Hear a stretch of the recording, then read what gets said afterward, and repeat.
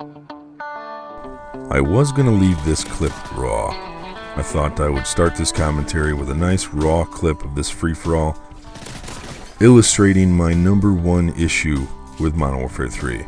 And instead I thought I would just kind of walk you through the clip, why it frustrates me, and just do a nice long com again. Some of you seem to like that. So basically I started this free-for-all from the beginning. I started off really quick. I got to my Predator, my Reaper, and my Pavlo quickly. I called in my Pavlo, and then I called in my Reaper, and within seconds, I was EMP'd.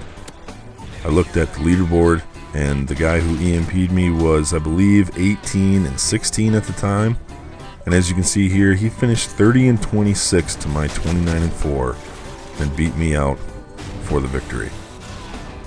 He was running the support package, and that is my #1 gripe about Modern Warfare 3.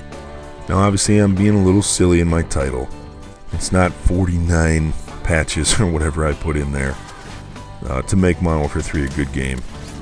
But I do think, unlike Black Ops 1 and Modern Warfare 2, that were maybe a few small tweaks away from being great games, Modern Warfare 3 to me is the furthest from a good game of any of the Call of Duties. Now obviously that's my opinion. It can be different than yours. And like the other two, I'm going to go through those, what I thought Modern Warfare 3 needed to be closer to a good game, or to be a good game. And again, drop your comments. Let me know what you think, whether you agree or disagree or have different ideas. That's what these commentaries are all about. Now, like I said in the beginning, the support package is my #1 beef with Modern Warfare 3.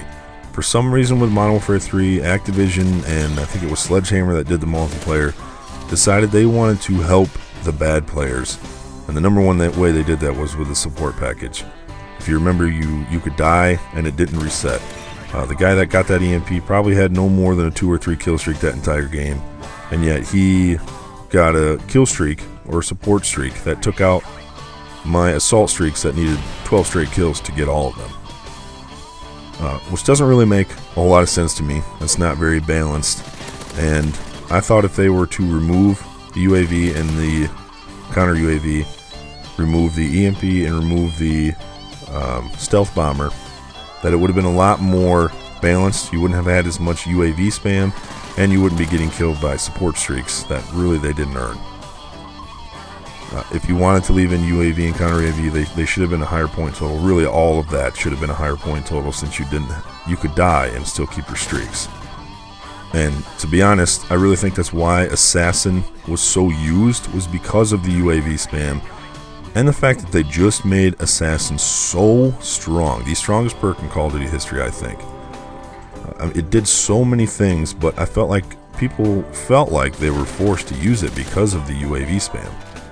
Now, for me personally, the reason I used Assassin in that first game, then I used Specialist this game, was because I know that if I don't use Assassin, I'm more than likely going to be the only person showing up on the radar, and everybody's going to be trying to kill me. Now, I know sometimes that's a good thing. It's good to have people coming with you, or towards you to kill you, but if you are rushing like me, it's tough to cover all your avenues in Modern Warfare 3 because of all the different ways to get around the maps.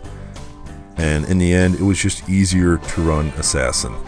I think they did a good job splitting up Assassin and Blind Eye, but they put them in different tiers, and they should have known that everybody was going to use those two together. So really, they should be in the same tier. I don't know why developers are so scared to put the 2 most powerful perks, or the 3 most powerful perks, in the same tier and make you choose. So Assassin was too powerful and needed a pretty big tweak. But also to help that, getting the UAVs either out of the assault package or out of the support package, and then either that or raise in the support package in point value, would, I think, have brought down some of the Assassin use. And in which case would have sped the game up a little bit. Because let's be honest, people using Assassin more often than not are not using it to rush like I am. They're using it to sit and camp, because it's easier to sit and camp and shoot someone running by you than it is to actually get into a gunfight, now that they don't need stopping power, which was taken out after Modern Warfare 2. Now, as far as weapon balance goes, I didn't actually think that the weapon balance was that bad in this game. I felt like I could use really any weapon and do, for the most part, do well. I know everybody says ACR, ACR, ACR, MP7, MP7. To be honest, again, I think YouTube has a big part in that. I think watching commentators dominate with certain setups makes you think that they're more powerful than they are because they become overused. Again, that's just my opinion, but I don't think without YouTube, I don't really think we'd have too many overpowered weapons. I actually prefer the Scar H as I go on a only use me blade tear. I actually prefer the Scar H or L or whatever it is in this game over the ACR. And then I have a nice little tried to knife him. Fail.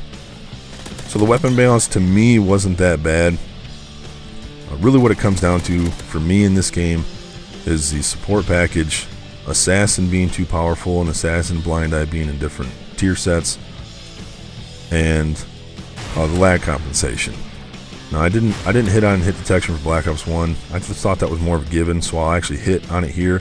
I actually thought the hit detection was fine in this game. It was more the lag compensation. I felt like when I was shooting at someone, if I was playing well, and maybe that's just in my head, I felt like the gun would actually slow down. Like I felt my player slow down, like all of a sudden I was running in mud. And I would lose gunfights because the rate of fire would actually drop on my weapon. Now maybe that was just frames dropping. Maybe it was the Xbox struggling to process what was going on. But to me, I felt like the game would slow you down to try and even this out. Check this out. This happened to me a lot in this game. Look at that son of a bitch. Killed me through the roof when I was almost done with this. And then after I spawned, I was going to run back. I said, nah, screw that thing. It's going to shoot me through a building again. I know exactly where there's probably somebody hiding. And I end it in style. But those are basically my things with Modern Warfare 3. So call it 3 or 4 relatively large fixes that would need to happen before I would consider this to be a good game. Let me know down in the comments what you think would it take to make this a good game. Obviously, I didn't touch on everything. I like reading comments, so I'm not going to try and touch on everything. I like to see everybody's different opinions. As always, thanks for watching. Later.